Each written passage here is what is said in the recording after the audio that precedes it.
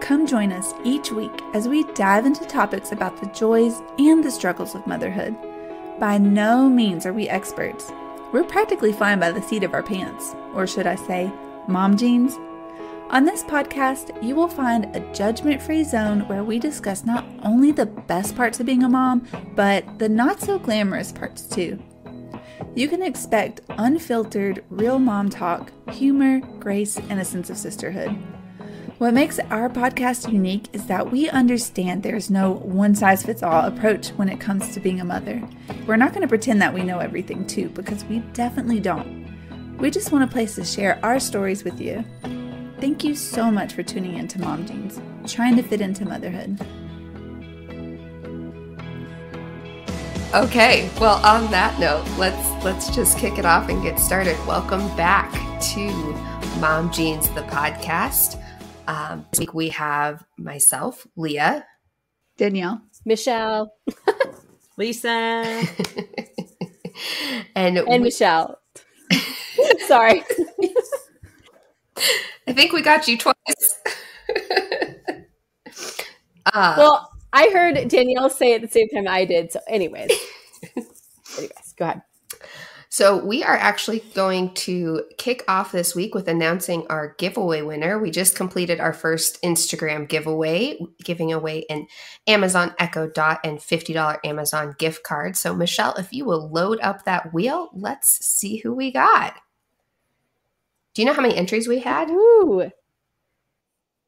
Yes, I was just about to say that. So we had over 215 people participate, which is really exciting. And again, you could have participated by tagging people, following us, and adding to their story. So we actually had over 2,200 entries total, which is wild to see all the participation. So we thank you all, and we can't wait to give away our winner. So should I hit the button? Let's do it. Let's do it. Drum roll, please. Can you hear that fun little jingle? Yes. Who's it going to be?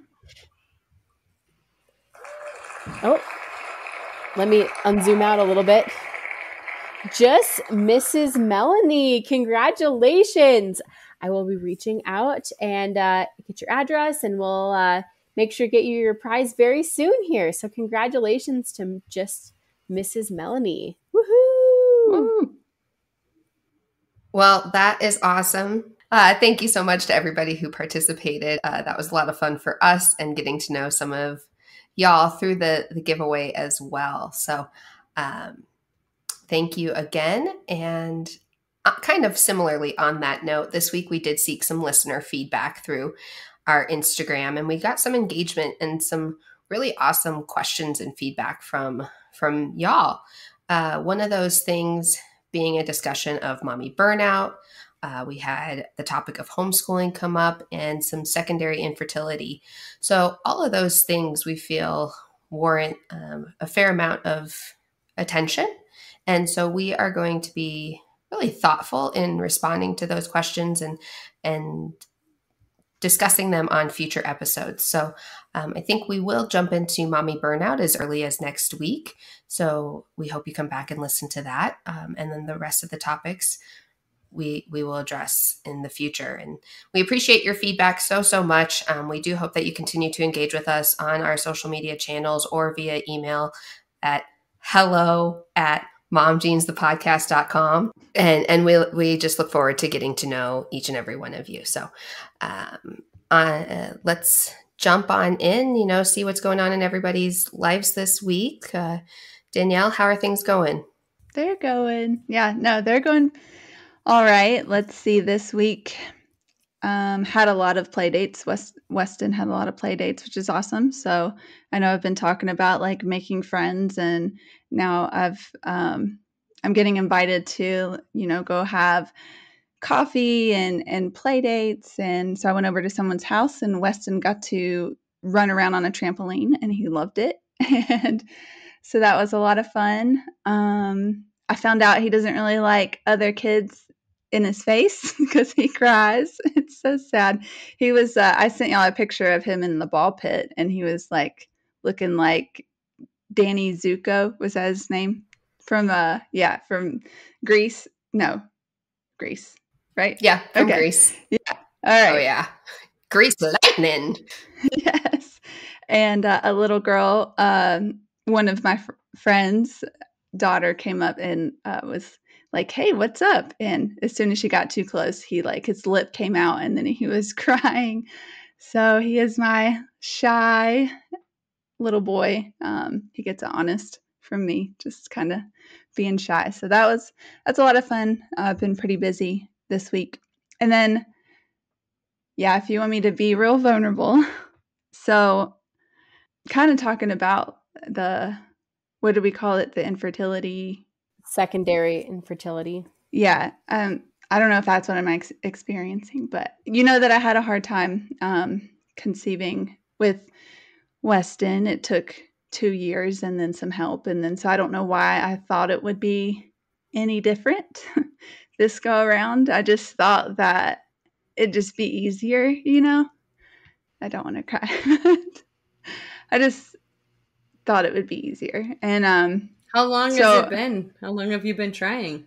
Probably since like December. I mean, it's only been a few months, and I know it takes a while for your hormones to get back to normal, but my cycle is pretty normal. Using ovulation strips. I'm sorry. I don't know why I'm crying. It's because my period just started right before this. So right. It's like I'm doing all the things, and I just hoped that it would like just come easier this time around. So it's not. I will tell you, Danielle, and I'm not trying to lessen your feelings at all. Yeah. But I went through that every single month after when we were trying the second time too. Like I was like, I thought I would get pregnant immediately. Like this is so crazy. And it took 6 months. I mean, it was like, and you tell people it took 6 months, that's nothing, right? But in your mind, a whole month is a long time to wait when you're like, oh man, I really want this, right? Like, so I get it. I get when you set your mind to something and you're like, why isn't this happening? My body should know how to do this now, but it does. Like, you have no idea. Even with those ovulation strips, like Leah, I mean, Leah had to be like to the minute, right? And granted, she went through a different experience than us, but like, it is amazing. Your body can do incredible things. And like Leah said, in very different situation as well, but maybe that wasn't the baby that was meant to be for you yet. So, I'm not trying to lessen your feelings at all, but just we're here with you and we want to support you. And like I said, it took me 6 months and there were long days because I kept being like, okay, when am I going to ovulate next? Let's do this. Come on, let's try. And, keep rah-rahing yourself. And it's hard. Yeah. So, well, thank you for that. Yeah. So I'm really sorry that you are going through that though. And I know that when you are trying to conceive, it's really hard because you live your life in 2-week increments. 2 weeks until I ovulate, 2 weeks until I get my period, 2 weeks until I ovulate. And it's cyclical and redundant, and there's a lot attached to it, a lot of emotions. So I'm sorry that you're going through that. Yeah. And it goes back to like how many pregnancy tests you take, and I'm like, I know it's too soon to tell, but maybe it'll show up. And then like right when we hit record, I was like, oh, hold on, I'll be right back. It's like I started my period. So it's like spit all over. I do see my OB in May, and so I'm sure that we can start up if I want a medicated cycle again. It's just I was just hoping that I didn't have to do that again. And then like with timing and moving next year, it's just like, did I just take a break? Or maybe if I just stopped stressing about it, it would just happen. Oh, I hate that. I'm sorry. So many people have said that to us all the time. Stop stressing. Just relax. It's going to happen when you relax. Yeah. No. Yeah. And I was going to say, Danielle, you're like, I'm sorry, I don't know why I'm crying. Like, yeah, like you have a very, very valid reason to be crying. Mm-hmm. Like, I was going to say, Leah, if we're not going to show like this video, can I just give middle fingers? Like, that's not swearing. That's not explicit, right? I could just Well, now I want to use that as a clip. No, I'm sure you can on Instagram as long as it's not on Spotify. Just blur it out. Hit the E. Yeah, there you go. There. Yeah.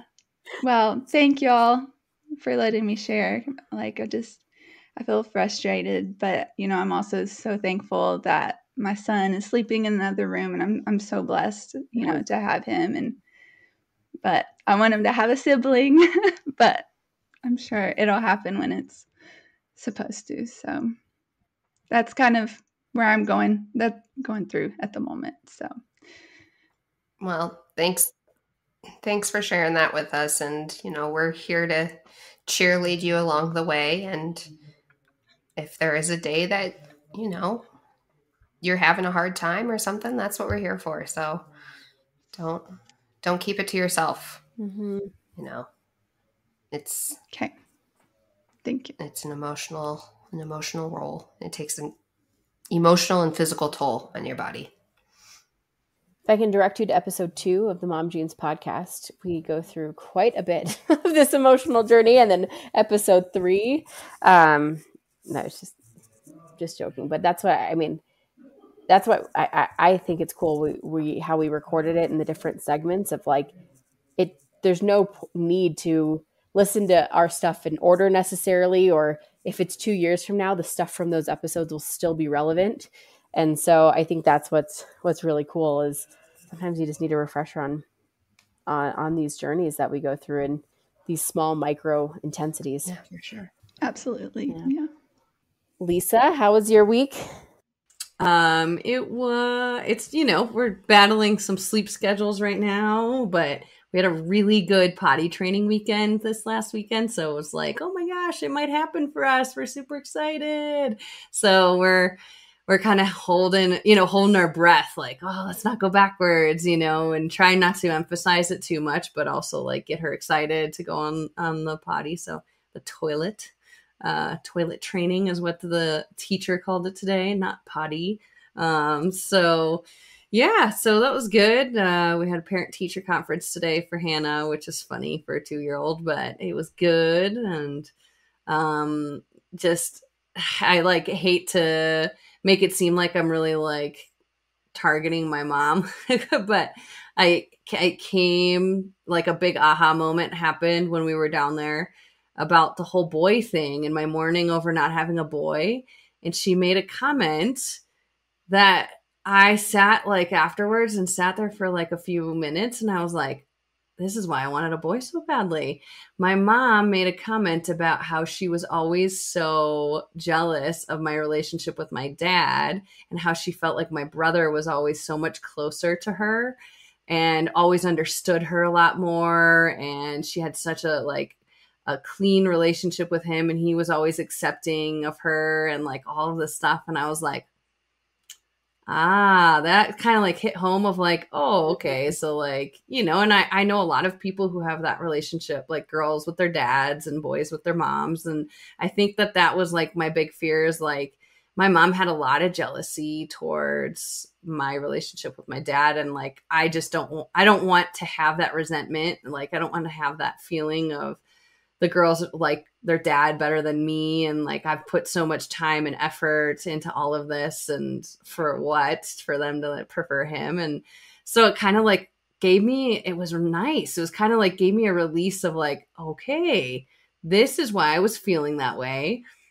And I don't have to feel that way anymore. So it was such what is that word I'm trying to think of? It was it was a relief. Cathartic. Anyway. Yeah. Yeah, lethargic. Yeah, not lethargic. Cathartic. Yeah. It put me to sleep. I was lethargic. You're not lethargic. Yes, cathartic. It was so freeing. But anyways, it was great. It was fun to have a self-reflecting moment of cool. Okay, I can start to get over this a bit, so that was good. Well, it helps so much when you finally realize the why, what is driving all of this, what is this stemming from, and then once you kind of come to terms with that, you can start the start building a path forward. Absolutely. I do feel like since that has happened, I'm like I said, I like feel like I'm more at peace with it. And I am like, all right, cool. Like I'm good. This is great. So I am thankful for my mom, even though I was like, what a ridiculous thing to say, but it's amazing. The more, like I said last week, and like why I am the way I am, the more I spend with my parents, time I spend with my parents, I learn a lot of why I pick up on the things that I do, like time, like whatever. So anyway, that's me. So we did have, the daycare bug hit again. And this week was a little bit more violent. So on Thursday, when I went to pick Wes up from school, his teacher was like, yeah, he didn't really eat much today. But that was it. And I was like, okay, well, some days he eats his whole lunch, some days he doesn't. So like, whatever, no big deal. And then Thursday night, about an hour to an hour and a half after he went to bed, we heard a noise like he pooped in his sleep, which is really unusual for him. So I went in his room to check on him because he's got a little bit of diaper rash. And so I'm just trying to like stay up on it and whatever. I went into his room to check on him. And as I turned on the light, he was actively throwing up.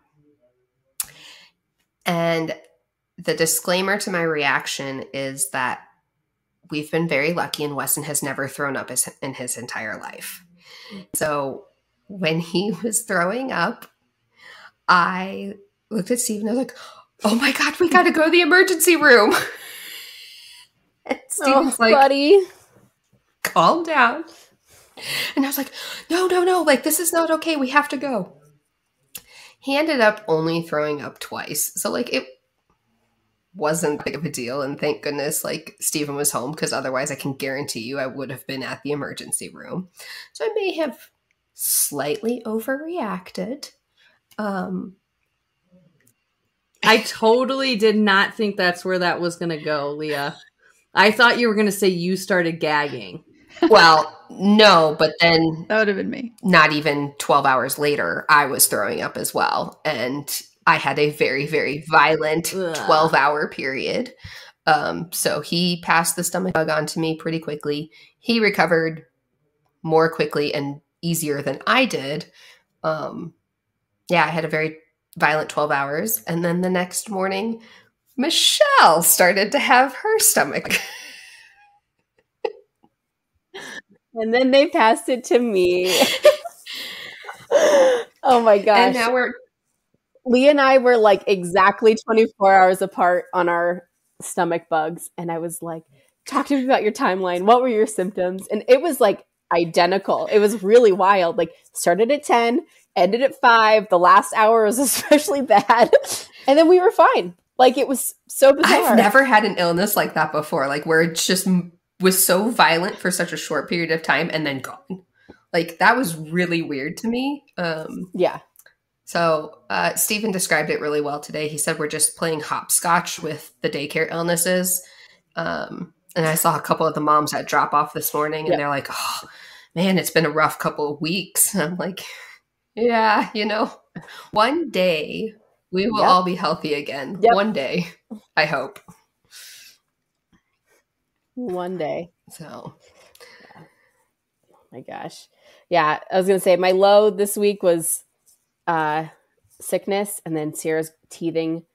She has 4 molars coming in and 2 of her, like, I guess you call these the canines coming in. So her mouth hurts and then she got her 1-year shots today. So her body hurts, her mouth hurts, all the above. But the high was, we had our 20-week anatomy scan last week and that went really well. So baby is 22 weeks, the size of a papaya. So that's my update. That's so exciting. Did you see the 4 arms and 4 legs? I don't think I've ever seen a papaya. Yep, 8 limbs. So we have an octopus. No, I was like, did I just like jinx ourselves, I guess? No, but they did the anatomy scan. I think they check for they do it 35 part check, 35 pieces of anatomy, and he was looking good on all 35. So that was a big relief. I think I shared last week, like I just had a lot of anxiety going into this one. It just been very sick, thanks daycare, and very stressed this first half of pregnancy, between my husband's knee surgery or having our in-laws in town, toddler life, all the above. And then that was my second stomach bug that I had so far and had to be on antibiotics. So anyways, it was a big relief. Like I was like shaking going into there, and then just to like start to see things one by one, it was just like shedding this like layer of stress. And so it just, for me, like, I think this kind of happened the first time too, like didn't really feel real until this appointment. Like this appointment's like, yup, you actually have a kid, a child in you, and it has a face and nose and eyes, and you can see the blood going through its heart. Like, holy shit, like, holy crap. Like it's it's happening all at once. And I feel like all of a sudden my belly feels big. Clothes definitely aren't fitting, even my stretchy stuff. So it's exciting. But it's real. It's real. Very exciting. So are you in the third trimester now? Not till 28 weeks, I believe. So a couple more weeks. So I think at end of May, I'll be in the third trimester. So this week we are still following a little bit of our chronological timelines of how we started with our conception journeys, our pregnancies, our birth stories, and now we're going to jump into the fourth trimester.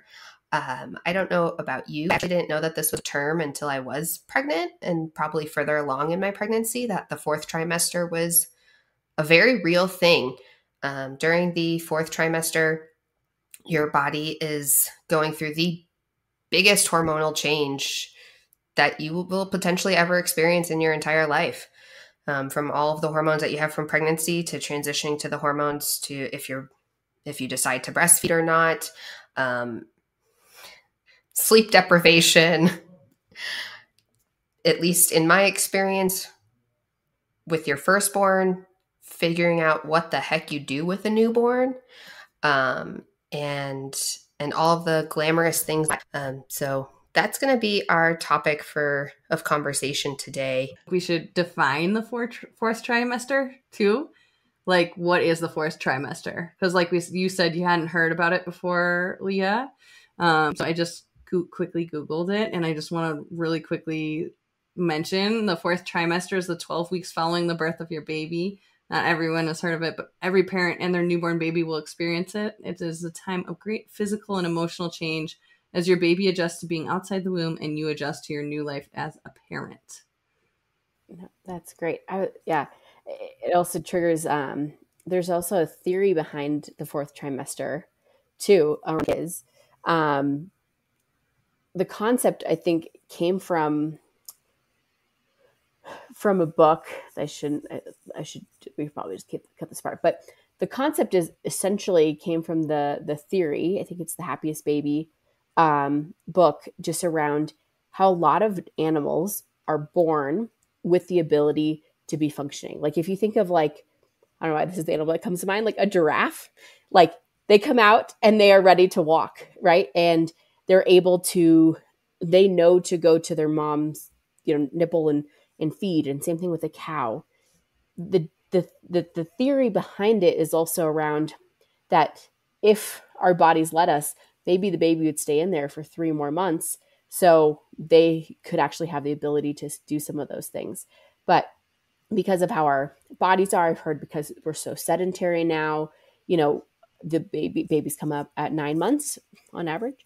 And so that is where that fourth trimester is so important, to develop those foundational skills of feeding and head control and mobility that a lot of other, mammals would develop inside the womb. So just an interesting add on to the description. First couple of weeks, I found myself very scared of Wesson, like very scared of like this creature that had joined our lives, and being like, what do you do? And if he would start to fuss or cry. I was like, oh my gosh, I don't know. And just constantly like uptight and fearful. And like when he would go down for a nap, I would be scared of when he would do. Um, and I look back and I kind of laugh because now he cries and I'm just like, okay, whatever. Like, it's fine. We'll figure it out. But there was a lot of fear and anxiety for me during the first couple of weeks. And this thing's not loading. And then I'd love to hear from you guys kind of like, maybe what were you feeling internally and what were you experiencing externally? Like we had planned to have our first couple of days at home with just the three of us, but because Wesson decided to take his jolly little time to get here, my in-laws actually got here as we were getting released from the hospital. So we didn't have that time with just the three. It ended up being totally fine. My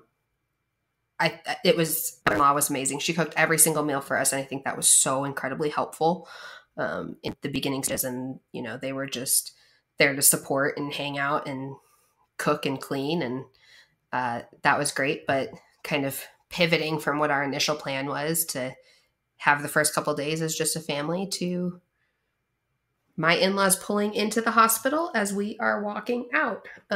So love to know what you guys felt internally and experienced externally. Well, I'll start. When we left the hospital, or we got the okay to leave the hospital, we were ecstatic. We were so happy because if you heard my birth story, Weston was in the NICU, and so he got to go home a lot sooner than we expected. So that was awesome. I just remember sitting in the back with him, like scared to death. There's the helicopter again flying over.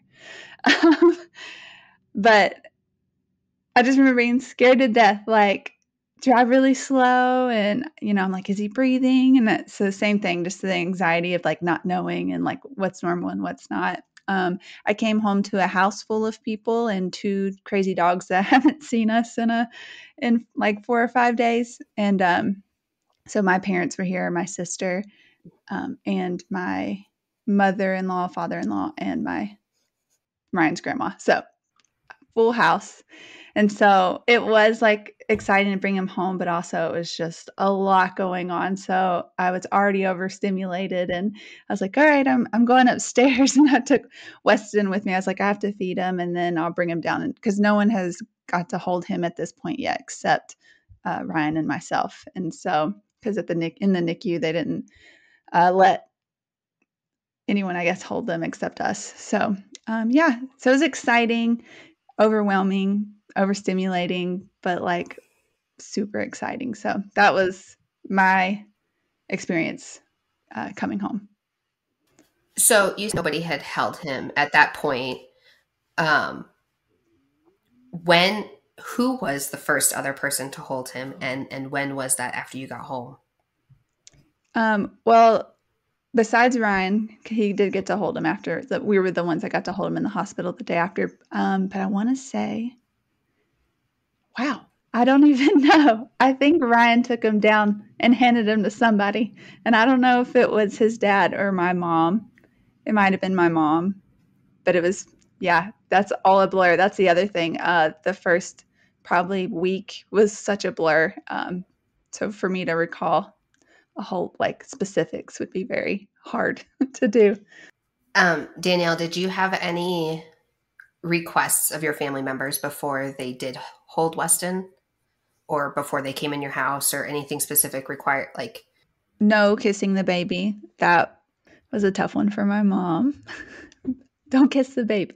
That was like that one, and wash your hands, which no one really pushed back on that. But then they think I'm a little hippie-ish. So, but yeah, washing the hands and don't kiss the baby was the main one. Well, and another thing, all of us here have dogs. So what was it like introducing dogs to your babies? So we when he was in the NICU, they had him like his head, I guess, I don't know why, like a rag underneath him. And we asked if we could take it from the hospital. And my dad took it home and had him like sniff, the rag. So it had his scent on it and our scent on it.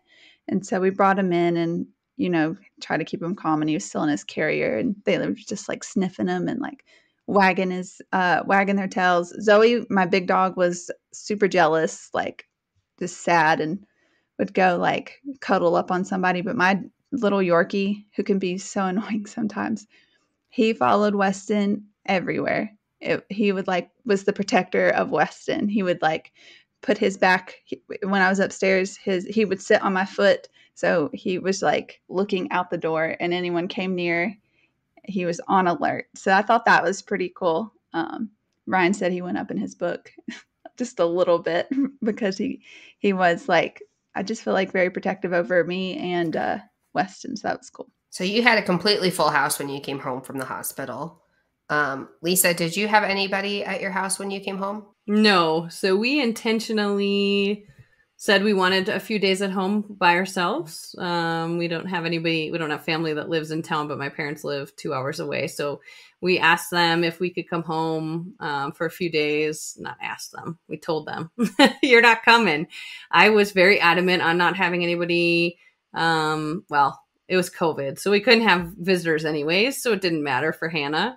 And then with Aubrey, we didn't want visitors either because it worked really well for us. That's not true. We did have visitors eventually because Hannah was in school. So my in-laws were in town. Coincidentally, it was like a weird thing with Aubrey coming later than she was supposed to. So they ended up being in town watching Hannah, took her to school, and then they came to the hospital to meet Aubrey. But we had them stay at a hotel with Hannah so that we could settle in at our house by ourselves, which I am a big proponent of that. That is like my sister-in-law taught me that. My sister-in-law was like, listen, there's a lot going on at the hospital. People are in and out all the time trying to take your vitals, taking the baby's vitals, doing all that kind of stuff.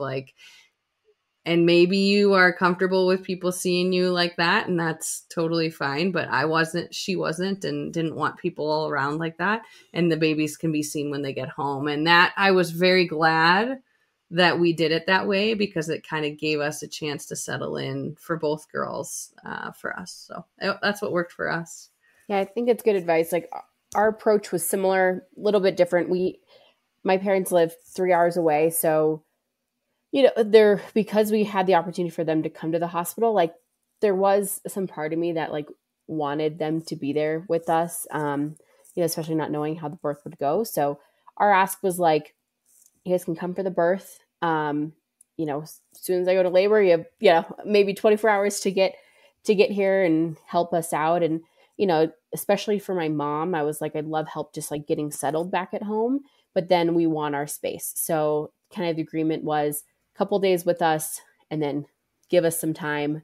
And then they came back, which ended up working really well. And I actually asked my mom to stay an extra day because I didn't quite feel like we were settled. It was super helpful running errands, making food, and just helping us get there.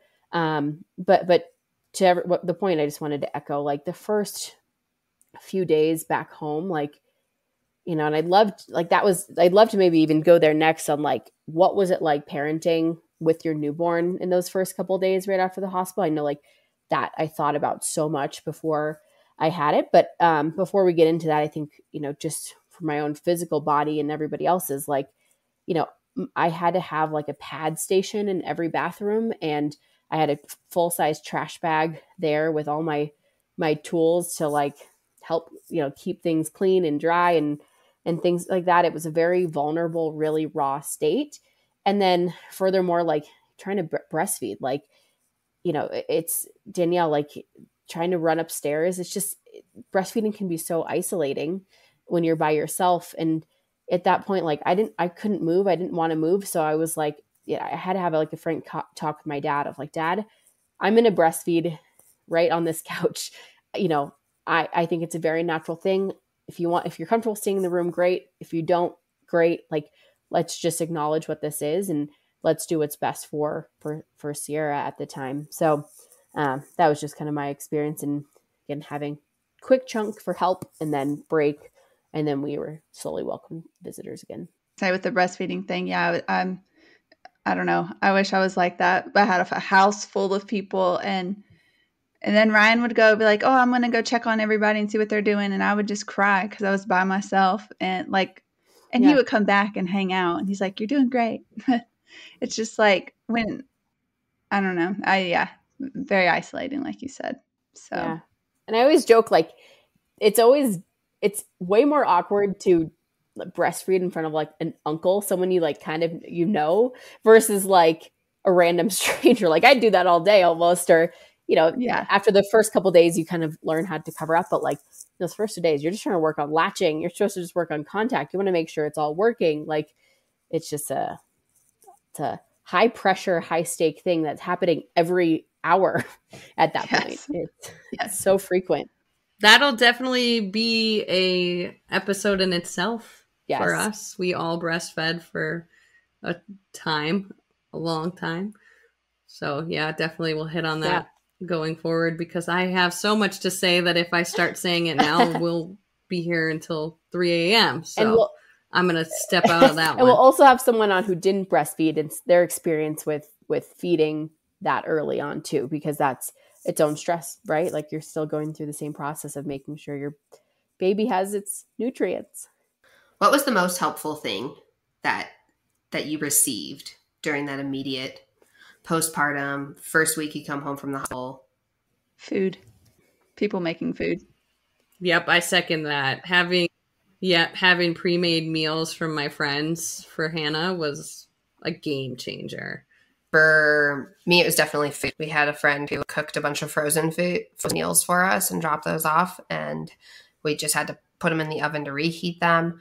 Like I said, my mother and father-in-law were here for the first, I think they were here for a week. They did not stay with us. They stayed on an Airbnb, but they came over for breakfast. If we wanted for lunch, they cooked dinner. Food was by far the best thing for us. Yeah. Did y'all feel like it was a blur? I felt like I was just in this state of like, I don't know if numb is the word, but I also had to take Percocets for the medicine I only took it for a few days, and then once I could just take Tylenol, I did that with my C-section. But I just remember just feeling so out of it. I just remember breastfeeding, and I'm like, not even a hello. Like I couldn't make connections. Didn't want to talk to anybody. I couldn't. Yeah, I couldn't. I can't honestly say that I remember much from the first 6 weeks of Hannah.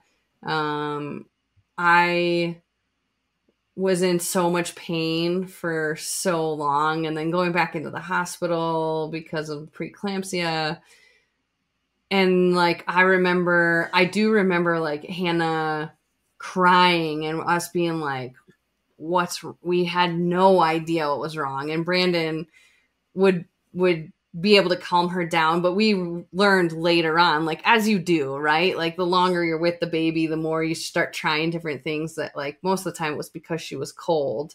And so you just had to wrap her in an extra blanket or something like that. But like, yeah, I remember because they defined the fourth trimester as the first 12 weeks postpartum. And that's a long time, right? That's 3 months.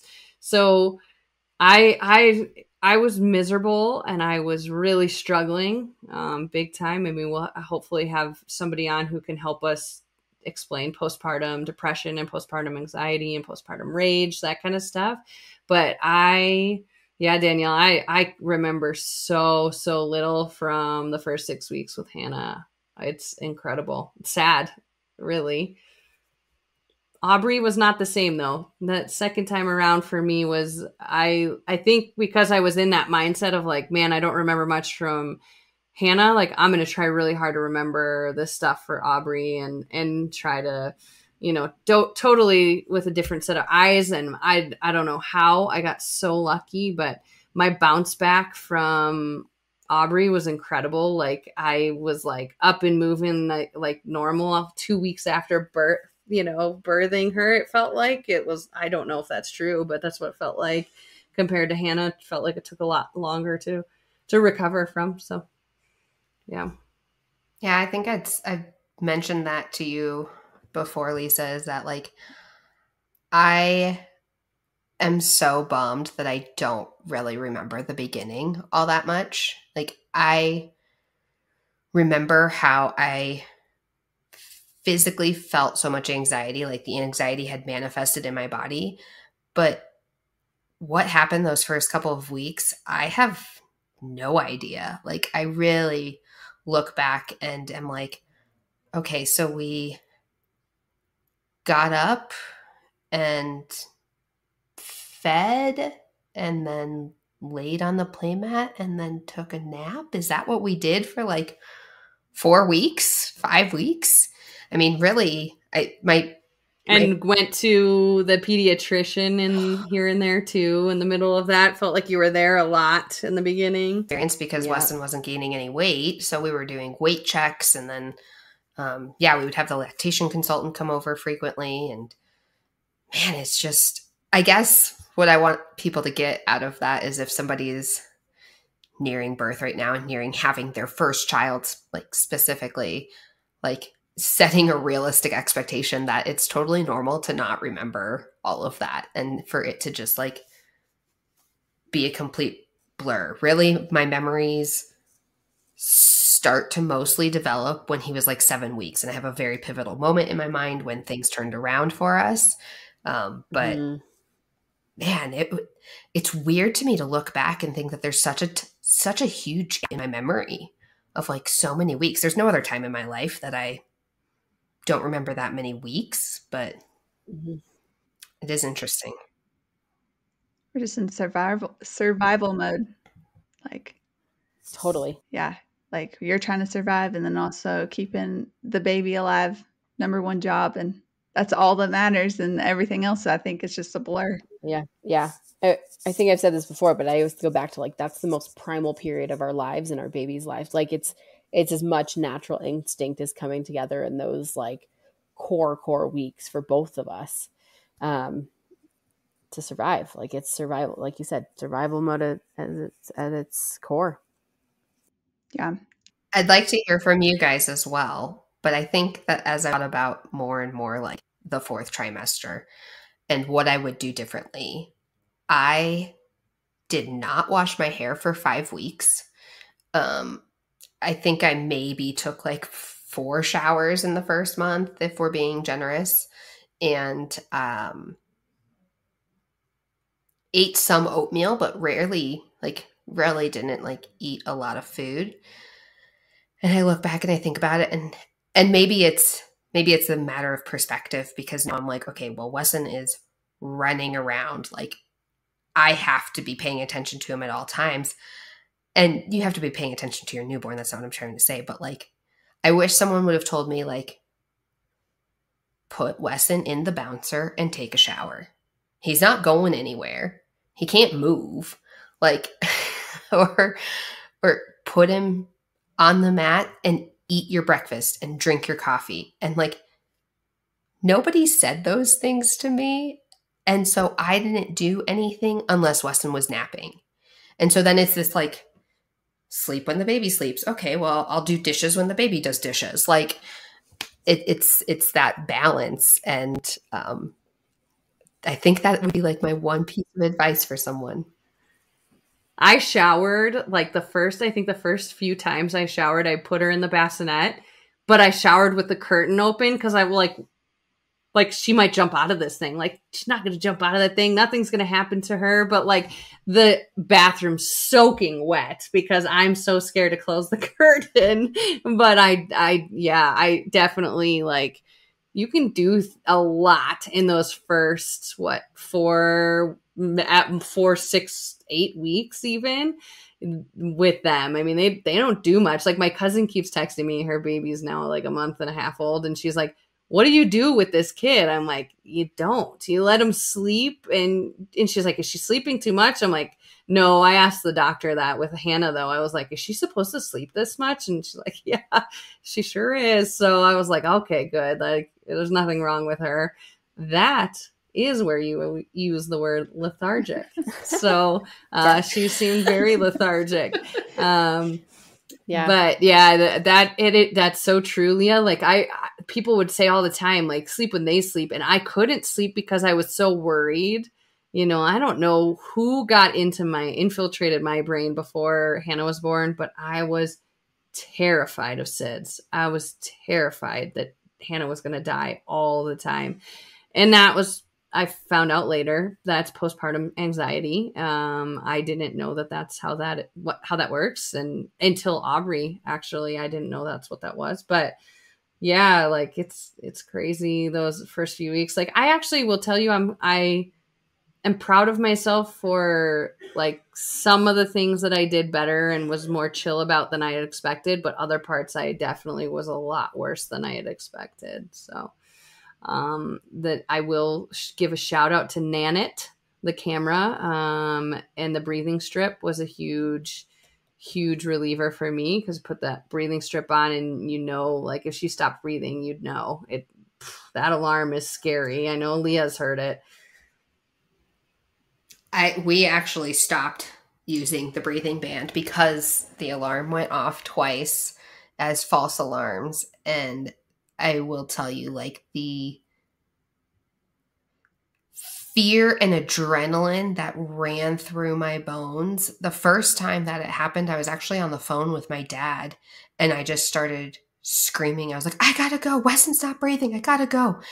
And I just hung up the phone and ran across our house to Weston's room, and he was fine. But when I did my like cost benefit analysis of should we keep using it or not, we decided to no longer use it because, and it was only 2 false alarms over the course of, I don't know, we used it for like 8 weeks. So like, really it wasn't highly likely that there was going to be a false alarm. And it did bring us some assurance, especially in the earlier weeks before we got a false alarm. But those false alarms terrified me. Yeah, I didn't use anything like that because when Weston was hooked up in the NICU, and if the oxygen or the heart rate monitor would start going off, sometimes it would just unstick, and it would freak me out. And then I asked if I needed to get, what is it called, an owl, the one that you put on the bottom of their foot. I was like, should I get this? And they're like, the owlet. Oh, the owlet, yes. And they're like, if you want your anxiety to go through the roof and like stress about it, like, sure. They're like, I don't think. Yeah, and they were right. I would have checked it all the time. Just like when he moved to his own room, I checked the monitor. Like I barely got sleep. That's jumping ahead. But well, that's the thing. Like certain people, right? Data hits people in different ways, right? Like that was a reassurance for me, and it worked great for me. I definitely think that is a big stressor for a lot of people, but it made me sleep at night. That I knew, because I was so worried about SIDS. That's going to help you with SIDS, right? Because SIDS is when they stop breathing. So I was like, yeah, that worked for me. So, yeah. And it's funny, like I've always talked about how much data I love, but we didn't use it at all. Right. And it was one of those things, like the data I trusted was like, trying to research SIDS, the types of the causes of it, and et cetera, and trying to be really cautious of like most of the time it's done from negligence. And, we were being the exact opposite of negligent, right, around the whole thing. And also the sleep shack we had to use, thanks to Leah, was the magic baby. What was it? The weighted one we ended up using because she needed that extra. Oh, the Dreamland? The Dreamland one as well. And the Nanit strip didn't work on top of it. So we had the Nana camera, which was helpful to see, but we didn't use any of the breathing, which in retrospect, I think it was good for our anxiety. I think with like my postpartum, where my anxiety came in, and I didn't know this was normal at first, but like intrusive thoughts, but more like if I don't hold on to Weston tight enough, I'm going to fall, or he's going to fall down the stairs, or he's over or asleep in a whole different room or in the living room, and I'm cutting something with a knife, and like, oh my gosh, what if I drop this knife But he's like not even, and so that makes me actually feel vulnerable saying that, to even like think that, like, but it was more of a fear that he's gonna fall down the steps. So I'm like hanging on to the thing. So like if I get in a car, we're gonna crash. I had that for like months. Been there. Been Nobody there. talks about it. I'm still there. Yeah. I think, Leah, didn't you tell me that's considered postpartum anxiety?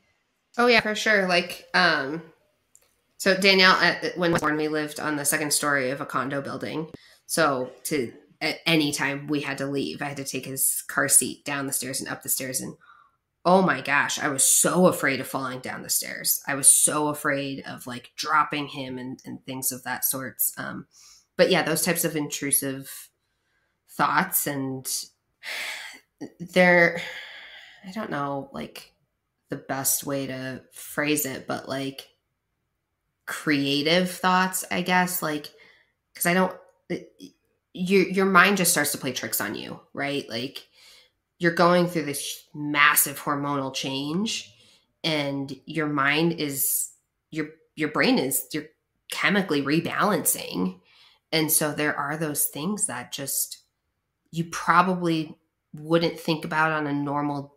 You probably wouldn't think about this far out, or maybe before you had him. I know Lisa and I talk all the time about like getting in a car accident, or like somebody steal. I am so afraid of somebody stealing Wesson while I'm pumping gas. Like, I don't know why. I always lock my car door. Somebody's going to come grab him out of his car seat. I think I would notice, but it's like this weird fear that I have. I legitimately had that same thing. The other day I was pumping gas, Leah, and I was like, all right, so I've got Hannah on the passenger side. Aubrey's on the driver's side. If somebody went in to get Hannah out, what would I do with Aubrey? Would I just leave her there?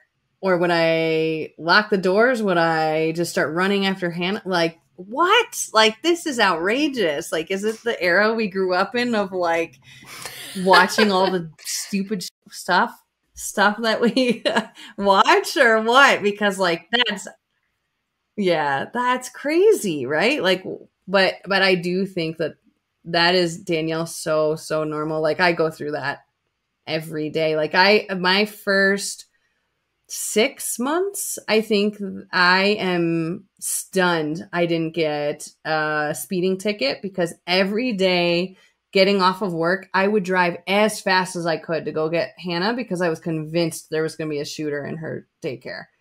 Like, I have no idea what it was, but I lived in so much fear of something happening like that in her daycare. And I would let my mind go wild at night, just laying in bed thinking about that and how terrible it would be. And it was like, and it was, I think, like right after a big school shooting. And I just like, I was paralyzed by that fear. It's awful. Yeah, I started seeing a therapist actually in my 4th trimester, and maybe right after that, and that was like her first question. She's like, "Are you having any intrusive thoughts, about Sierra?" And I think one was actually an interesting, reassuring question to get asked. Like, maybe it would have thrown me off, but like, I hope everyone who's listening and who's gone through this, it recognizes how normal it is, and how it is literally your body just getting in protective mama bear mode in so many ways. But like, all of a sudden you're looking at the world in a whole new way. Like, at least from my perspective, like pumping gas looks different. School was never part of our equation before. Going down the stairs is a whole new thing. Sleeping, right? Like, we're learning how to become mothers. I mean, they say both a baby and a mother are born on the same day. Like, we're going through our own postpartum, or our own birth in its way. And, so it's very reassuring, but, your mind really needs to adjust. And I feel like I'm still adjusting and probably going through my own new cycle in some capacity as well. I just want to ask a question in case a listener was listening. But first off, we're not doctors. Always consult your doctor if you have questions. But did any of your doctors, or maybe, hold on. What I'm trying to ask is, so we have like certain, intrusive thoughts are pretty normal. When do we need to ask for help? Well, like, what is the point that you definitely need to ask somebody for help, do you think?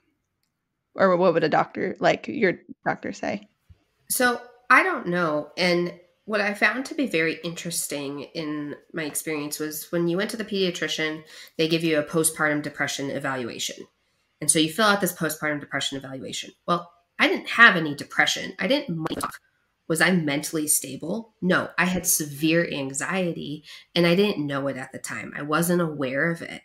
And I think Michelle was the one who pointed it out to me originally and then made a comment and in a positive, beneficial way. But there's a difference because I didn't fall into that category at all of postpartum depression. But I fell into the category of debilitating postpartum anxiety. And so, Danielle, I don't know. I think I should have asked for help before. I struggle with this, and this is going to be its own episode when we can get somebody on that can help us break this down. I asked for help from Brandon a couple of times, but he didn't know what to do. And I was like, I'm not okay. I know I'm not okay, but I don't even have the first clue what to do. I don't know who to call. I don't know who to ask. I went to my own OB appointments and they're like, you okay? I'm like, yep, I'm fine. I lied because I was scared. And that's all they asked me for Hannah. When I went for Aubrey, there was a new doctor and she made me fill out a questionnaire and I felt super comfortable with her. And I was like, man, I wish you were around for my first pregnancy. I really needed you. You would have been so, so beneficial. But again, Leah, we don't define those things either. Now looking back at it, I'm like, man, I was in a depression for a long time after Hannah. And I wish somebody, I appreciate the pediatrician making me fill that questionnaire out, but it's so easy to lie on. It's so easy. You can tell me a million times, I'm not going to take your kid away from you just because you're depressed. But you think those things, you have a bad stigma about taking antidepressants. And am I going to be on these the rest of my life if I do this? And, I really struggled looking back now. And I'm like, I needed help. I really needed help. And I'm lucky I came out on the side I did. But I was too afraid to talk to people about it. And I did say something to Brandon, and I don't want him to feel badly that I'm saying this, but he didn't know what to do either, and I don't know if that's something that maybe the doctors pre-birth can give you hey, yeah, would you listen anyway? I don't know. Again, I really want to have a full episode on this. Yeah, but it's such a gap. You get so much weekly, daily care before you have a baby, the moms. And then the second the baby's born, it's all about the baby. It's just, and then they just say, see you at 6 weeks. It is such a miss in our society, in my perspective. I almost think that every mom should get a sleep coach, a feeding coach, or, a eating coach after they're born, the pediatrician, and then, a therapist or a postpartum specialist that really can help focus on the well-roundedness of this really, really intense period. Yeah, it's a really good call out because nobody has gone through this before, especially if you're a first and your partner doesn't know what to do, you don't know what to do, and the resources are very generic online, and you just don't have the access and the people who you can be vulnerable and open with. Lisa, looking back and now that you can recognize that you had some postpartum depression, I do remember there were a couple days that you texted me saying you were having a really hard time, and I didn't really know how to respond at the time because I hadn't been through anything like this. But looking back, do you think there's anything that you would recommend for a way for somebody to show support to somebody who may be going through postpartum? Great question. It is a good question. I think, unfortunately, it's dependent on the person, right? Like you said that Michelle called it out to you in a positive way and that hit home for you and that worked. I genuinely wanted Brandon to call somebody and for them to intervene. Like I wanted, because I needed that because I had too much pride, like I was like, I don't need antidepressants. I don't need this. This isn't what I'm experiencing, like I wasn't going to be willing to do it for myself, unfortunately. And that's really sad. It's really sad, that we have that stigma on things. Yeah, I wish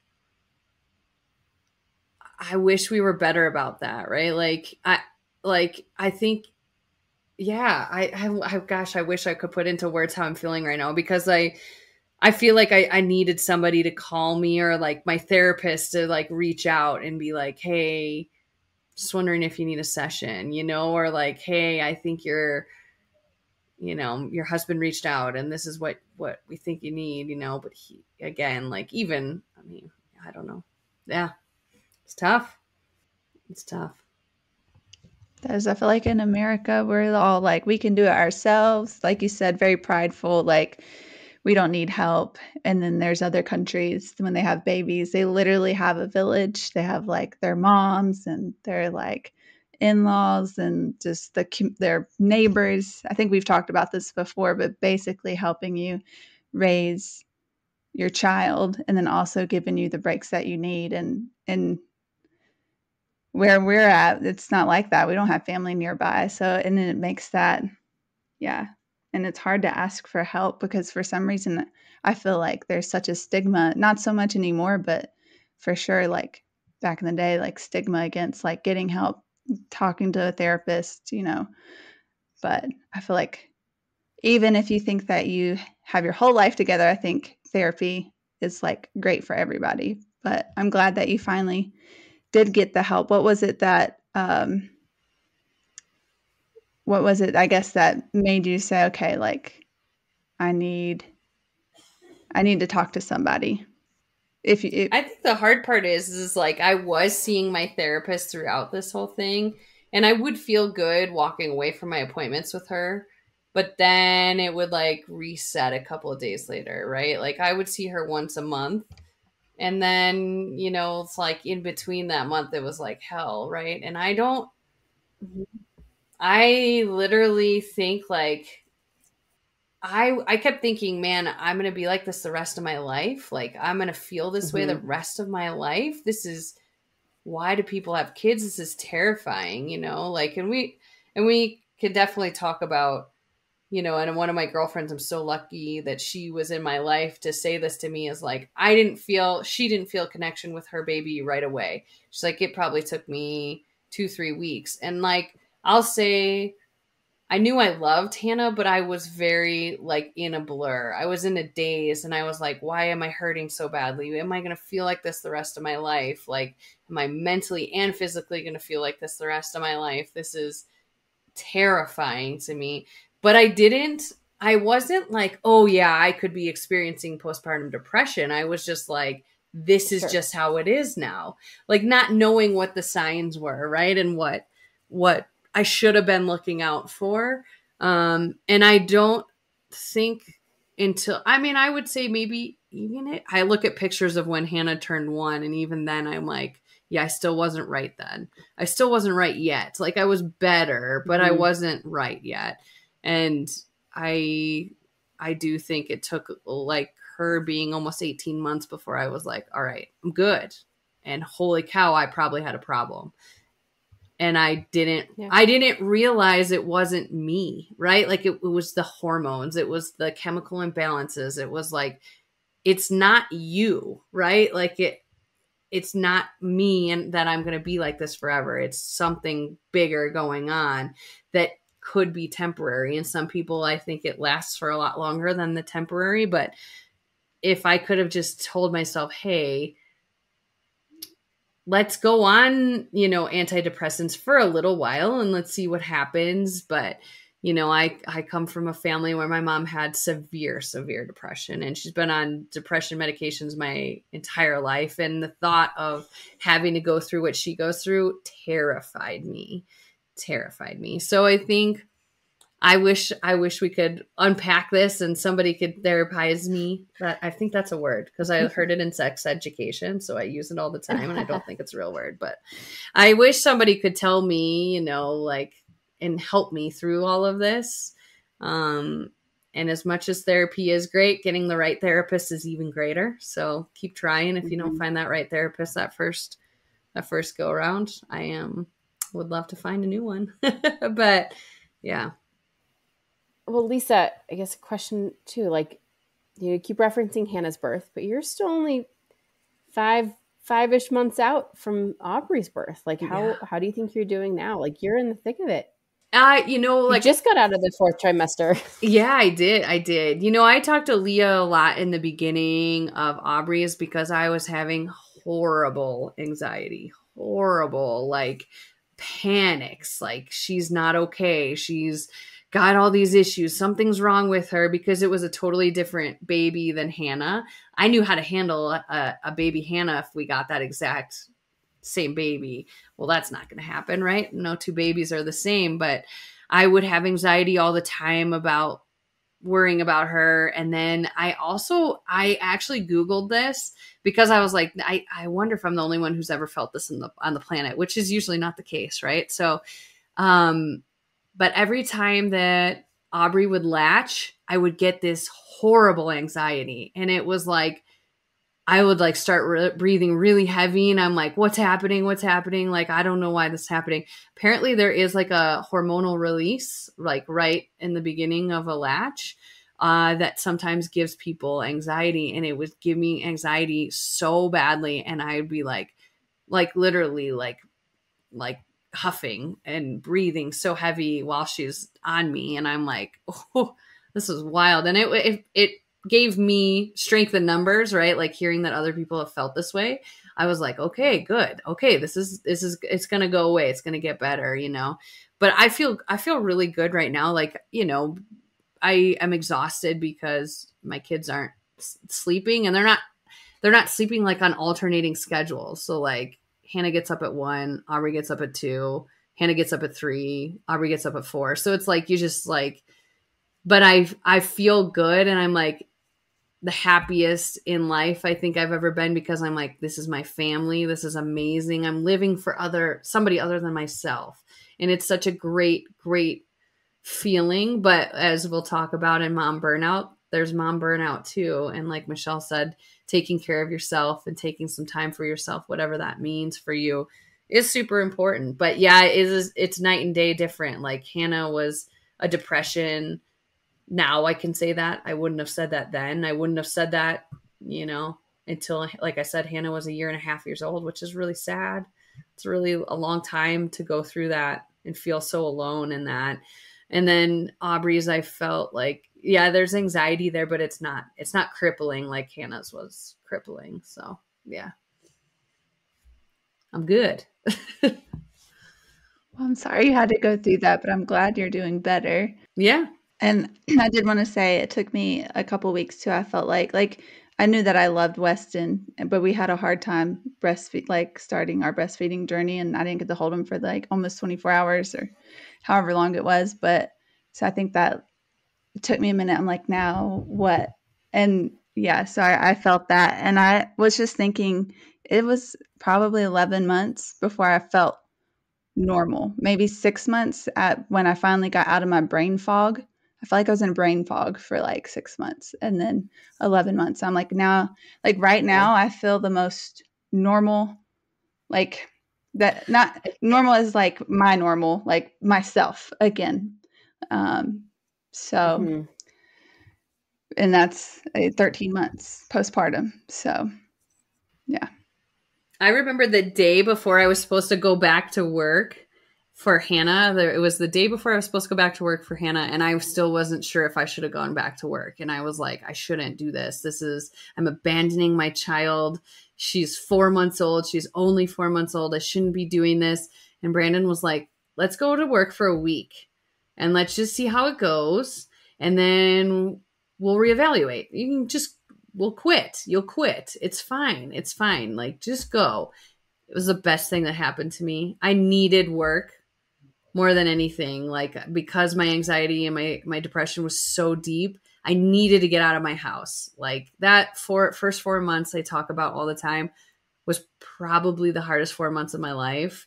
The most depressing, like, looking at this baby, loving this baby so much, but being in such a bad mental state myself. Work gave me a sense of importance that I needed outside of just being a mom and outside of just being this full-time caretaker of this baby and not worrying about myself. Work made me feel needed and wanted in a way that I wasn't getting. And it was great for me. Yeah. No, I was just going to add there too. Like, I think that's an important topic to discuss. Like, what are the things you can do in your community and to help get yourself out and feel some normalcy again.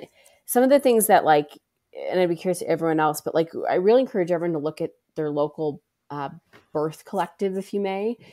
A lot of cities have these, or postpartum meetups. Like, we had a Tuesday nursing nook that I tried to go over. It's not right for everybody, but for me, getting out of the house once a day was really important. Like you said, Lisa, the days I was fully inside all day, every day, like, was really hard. And Sierra almost exclusively contact napped for the first 6 months.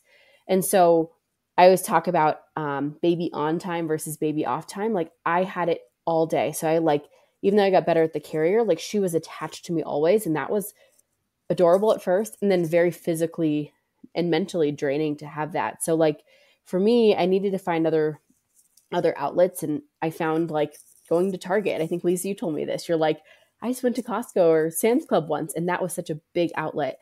So, like, going to the store became, even if it's just an hour, 30 minutes to get out, was big. The nursing nook on the breastfeeding was really helpful, just to see other moms. And it wasn't just for, breastfeeding, was it references in nursing, just anything postpartum. I met a couple moms in the birthing class that we were part of, and we met up every Wednesday for a walk. And that was so healing, so therapeutic, just to be outside.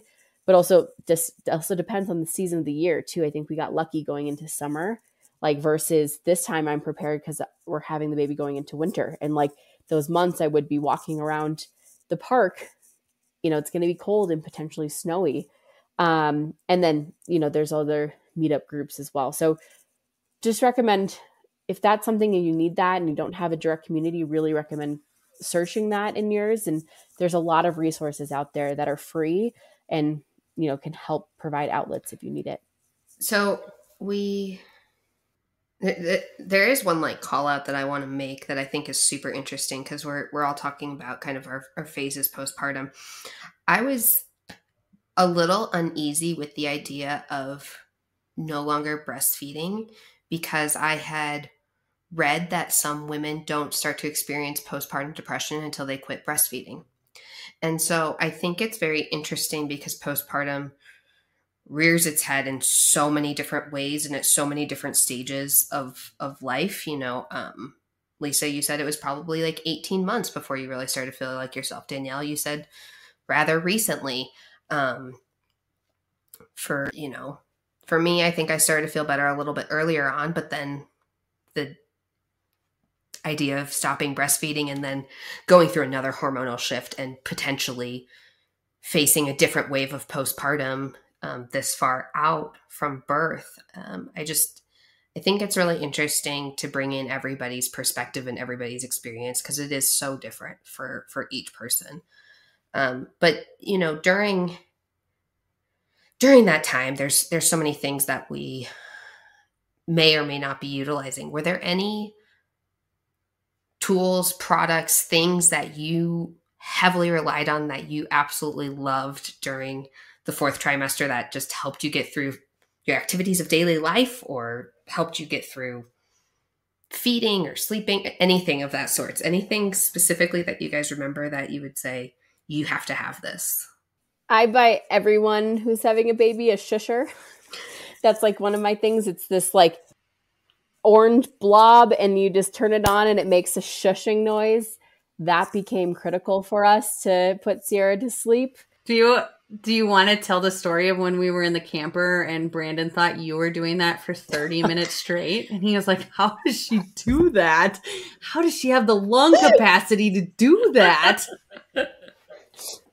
Yes, exactly. We were trying to get both our kids down, and it was a little bit of a cold night. So we were like, let's let the girls sleep in the camper. And I was on one side trying to put Sierra down. Brandon was trying to put Hannah down. And I pulled out the shusher to like try to help her. It's just this like very quiet, calming shh on repeat. I also recommend the Spotify playlist. It was definitely my most played song in 2024 or 2023 was like a mom shushing playlist. Anyways, and it wasn't until I left the trailer and Brandon had the aha moment that it wasn't actually me shushing, it was the shusher. So That's hilarious. That's amazing. Yes. So a Solly wrap or some sort of baby wrap was like a must have for me postpartum. And then I have very flat nipples, TMI for a podcast, but that's what this is for. And so I used a nipple shield for feeding for every single feed. So those are like, when I think back to products I use, like those are the three I relied on the most. Michelle, I do too. And I had to use the nipple shield for a couple months, but now I have nipples. If anyone was curious, after breastfeeding for 9 months, they are no longer flat. It's kind of nice. I just took notes so that we could put links in, and I just put in nipple wrap. That's not it. That's fine. It's not a nipple wrap. But don't do that. But I think I put on the subscription. I got like a new pack of nipple shields every week. Or every 2 weeks. They were great. Michelle, thanks for sharing. Because no, I thought I was the only one. No. Oh, I'm crying. Okay. Yeah. Leah, to keep it lighter, of what got me through, I would say ice cream.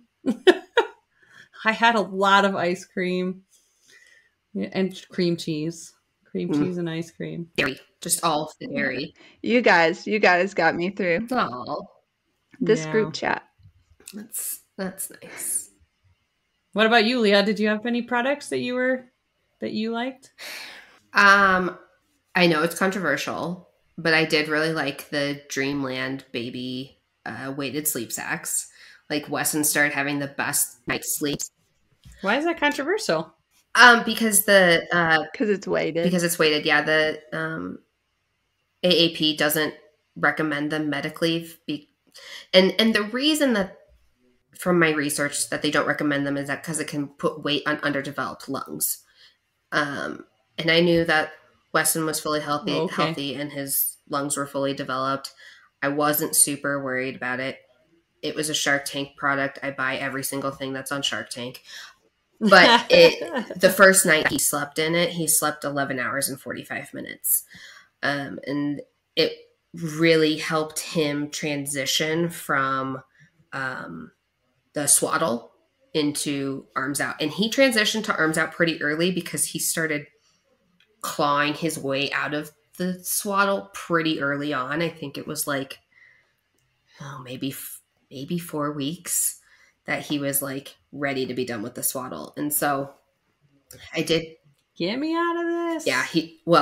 And we have like screenshots from the Nana of him like clawing out, and like, it was pretty funny. But yeah, we did really like the Dreamland baby sleep sack.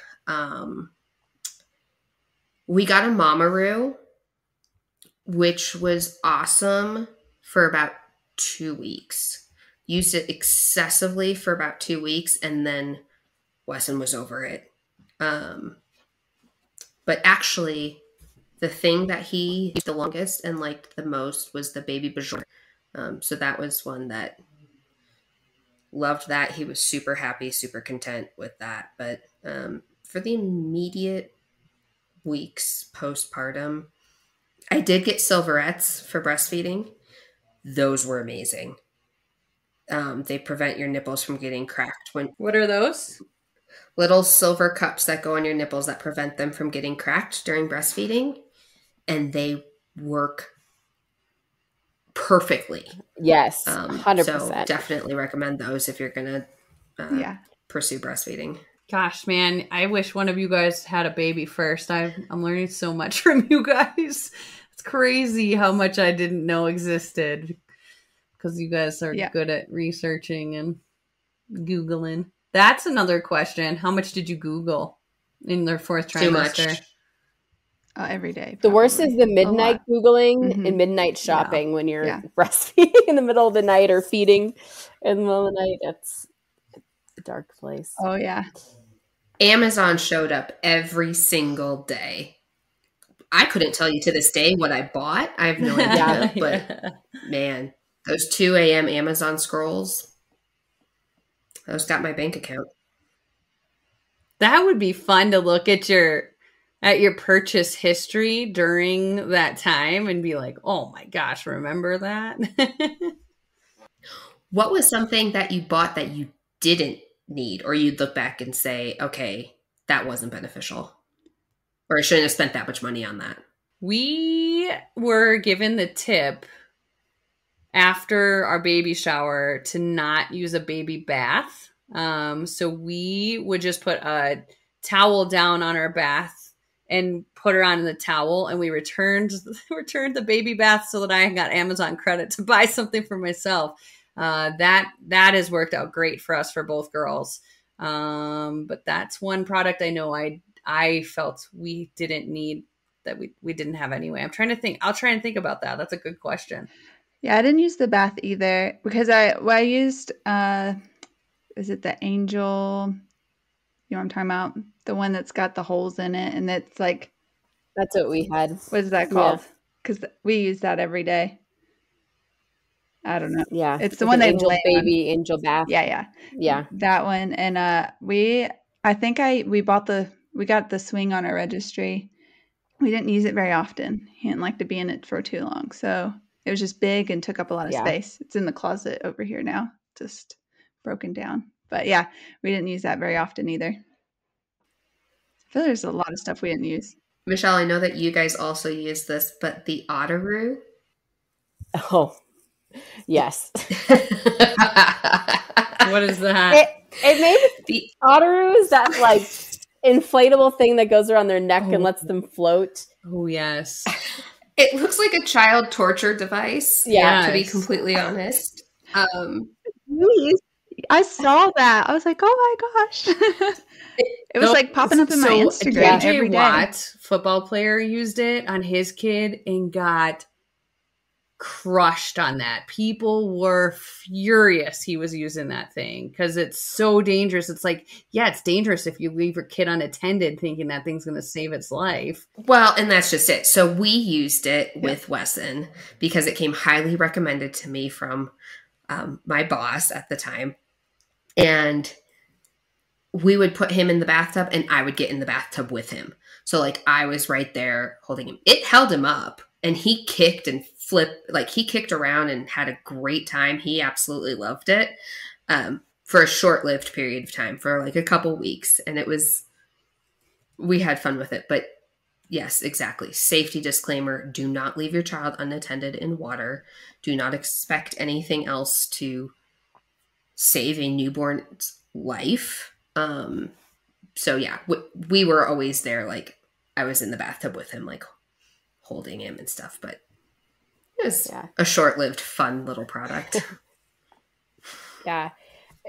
We didn't even get to colic, and there's so many topics we could get to in the fourth trimester, but like we had like week 6 through 10, right? When you think you're out of like the easy stuff, maybe 6 through 12, Sierra was so fussy and screaming nonstop for hours. Like we had lactation consultant trying to figure out what's going on, and especially around nighttime. What's it called? The witching hour. Oh my gosh, I remember someone telling me I remember posting on Instagram. I was like, what did people do to get through this witching hour? Because it was just to the point of tears every night, and like the only thing that ended up working for us eventually was I would side lie breastfeed until she would fall asleep.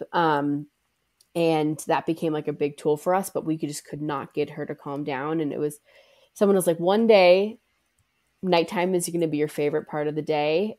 And, just know that time is your best friend. And like at one point that was so hard to hear. I was like, I just need the magic bullet that's just going to make the switching hour go away. But like every time I put her to bed now, like I actually think about that. Like that actually brings me to tears because it was such an intense period. And like having bedtime be so peaceful now. And I know it won't always be peaceful, but like that was a really trying time and being able to have that. But I guess I got back to like one of the things that would help her cure her colic was water. And that's the Ottaru we helped too, because it would actually help her get some energy out and channel her angst of whatever was causing it in different ways. But yeah, I read an Instagram post. It was like, if a baby's upset, just add water, whether it's a toy, whether it's a water table, whether it's a bath, whether it's a puddle. And I found that to be really true with Sierra.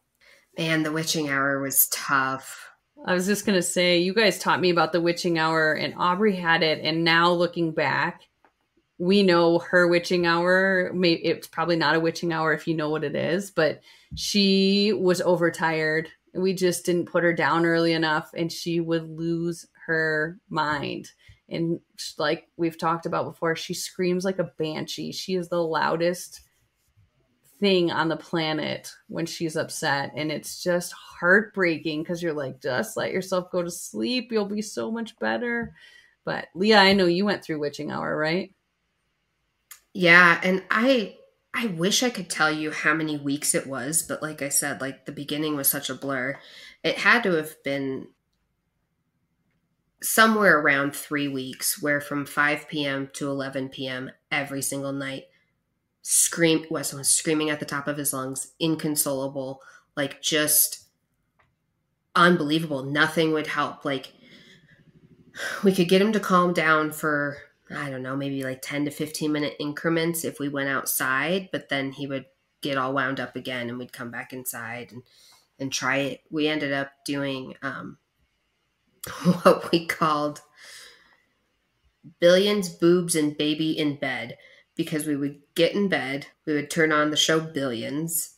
Weston would just use me as a pacifier for like 2.5 hours.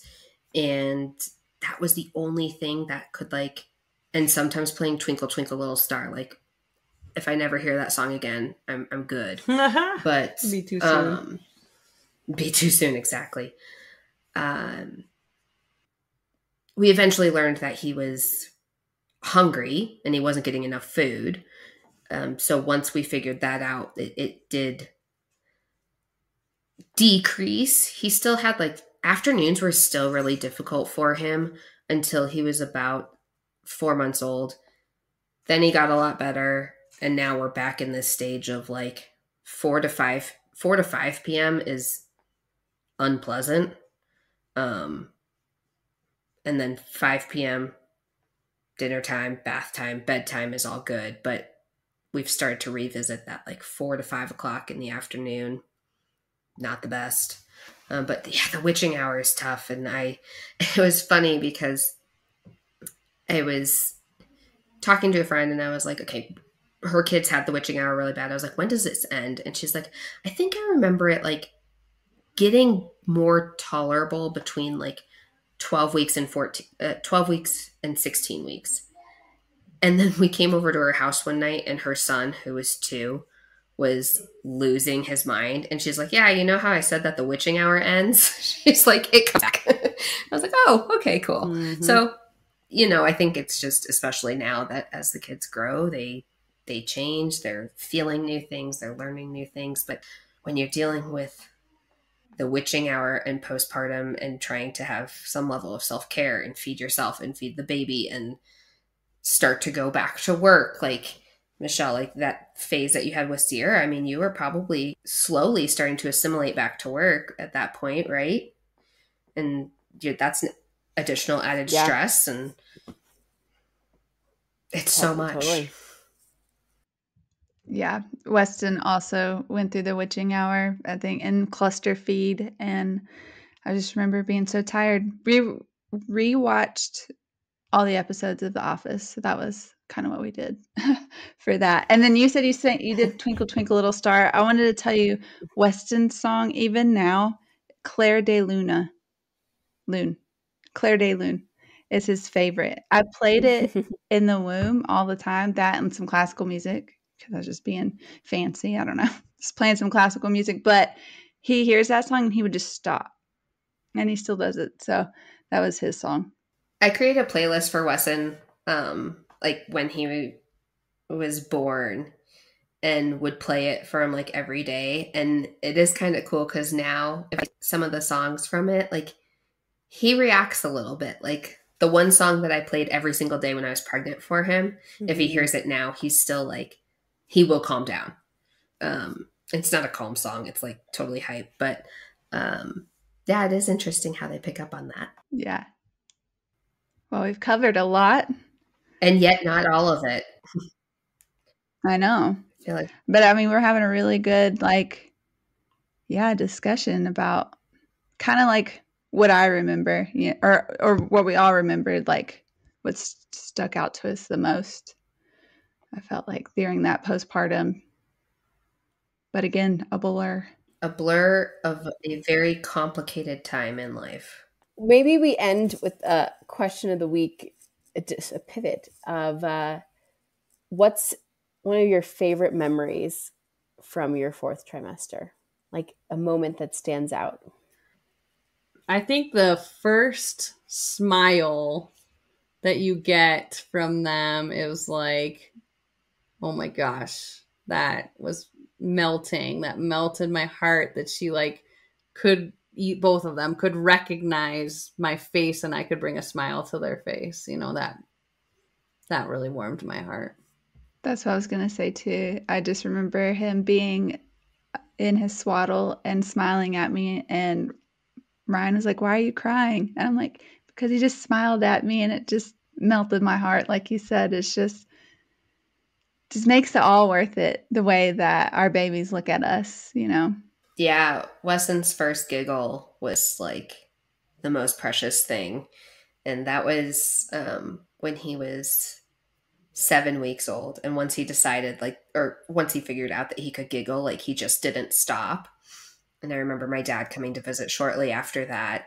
Mm-hmm. And I have this video of my dad and Wesson just sitting on this chair, actually, giggling at each other. And it was just like so sweet. Starting to see their emotions and personality develop is like each one of those stages, like each one of those moments is really, really special. I think for me, though, a huge memory and turning point for us, turning point for me postpartum was Michaela's barbecue when he was 7 weeks old, because it was the first time that we left the house for longer than 45 minutes. And Wesson did amazing, and he was adaptable. And it was the first time that I felt like I could breathe through my anxiety. Like I remember we were outside and it was like getting close to nap time. And I was like, okay, we need to go. And Steven's like, let's just see. Let's just try and see. And I put the baby wrap on. Wesson went to sleep in the baby wrap. And it was like, okay, my life isn't over. This is going to be good. So that was a really big moment for us. Do you feel like after that you were able to start getting out a lot more? And because that was a question I had earlier. I did, and yeah, for sure. That's awesome. It was because up until that point we had not at all, and that was aside from going on walks. Like I would go on walks with Wesson for hours each day because he was so calm in the stroller. But aside from going on walks, like we didn't do anything. And so I think after that, like maybe even the next day, we went out for breakfast. And like it was like an order at the counter place and it was quick service, but like we did it. And then it was like each experience gave me more confidence to go out in public for a little bit longer. I will say I still apologized to everybody around me if like Weston started crying.